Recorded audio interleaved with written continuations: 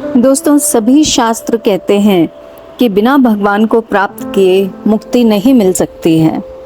इसलिए भगवान की तलाश के लिए कोई व्यक्ति मंदिर जाता है तो कोई मस्जिद, कोई गुरुद्वारे तो कोई चर्च, लेकिन इन सभी स्थानों में जड़ स्वरूप भगवान होता है, अर्थात ऐसा भगवान होता है जिसमें कोई चेतना नहीं होती। असल में भगवान की चेतना तो अपने भक्तों के साथ रहती है। इसीलिए मंदिर में हम जिस भगवान को देखते हैं वह मौन होकर एक ही अवस्था में दिखता है। जब हमारी चेतना यानी कि हमारी इंद्रियां अपने आसपास ईश्वर को महसूस करने लगती हैं, तब हम जहाँ भी होते हैं हमें वही ईश्वर दिखाई देता है। उस समय भगवान को ढूंढने के लिए किसी मंदिर या किसी भी तीर्थ स्थल में जाने की ज़रूरत नहीं होती है। जब व्यक्ति इस अवस्था को प्राप्त कर लेता है कि जब जहाँ चाहे वो भगवान को महसूस कर सकता है, तब व्यक्ति के साथ चल रही भगवान की चेतना व्यक्ति के मंदिर में प्रवेश करने पर मंदिर में मौजूद ईश्वर की प्रतिमा में समा जाती है और मूक बैठी मूर्ति बोलने लगती है। दोस्तों, ये उसी तरह होता है जैसे मरे हुए शरीर में आत्मा के प्रवेश करने पर शरीर में हलचल होने लगती है, शरीर की क्रियाएं शुरू हो जाती हैं। मंदिर में विराजमान मूर्ति वास्तव में एक मरे हुए शरीर के समान ही है। अब मृत की पूजा करें या ना करें, उससे कोई फर्क नहीं पड़ता।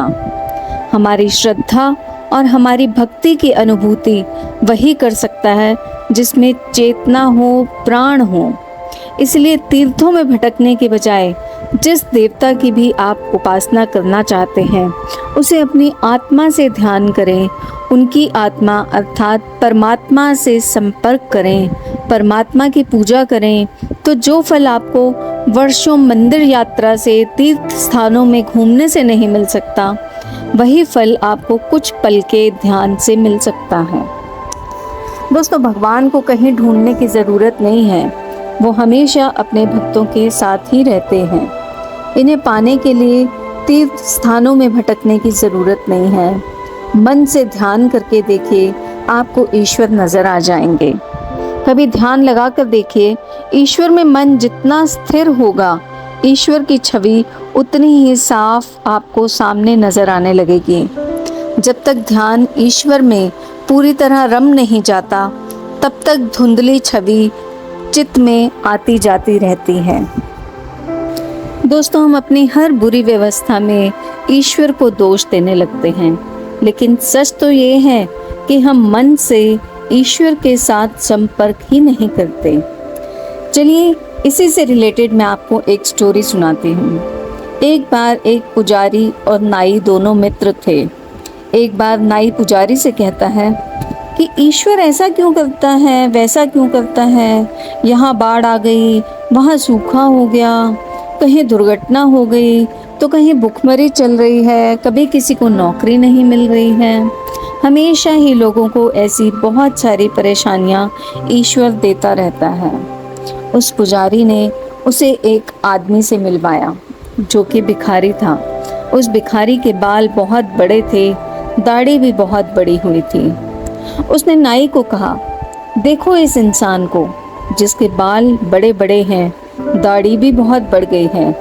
तुम तो नाई हो, तुम्हारे होते हुए ऐसा क्यों है? नाई बोला, अरे उसने मेरे से संपर्क ही नहीं किया। तो पुजारी ने कहा, यही तो बात है कि जो लोग ईश्वर से संपर्क करते हैं उनका दुख हमेशा के लिए खत्म हो जाता है, और जो लोग संपर्क ही नहीं करते वे दुखी रहते हैं और फिर कहते हैं कि हम दुखी हैं। जो संपर्क करेगा वही तो दुख से मुक्ति पाएगा।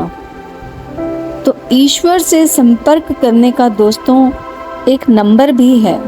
अगर आप रोज़ इस नंबर को डायल करेंगे तो आपको ईश्वर की प्राप्ति ज़रूर होगी।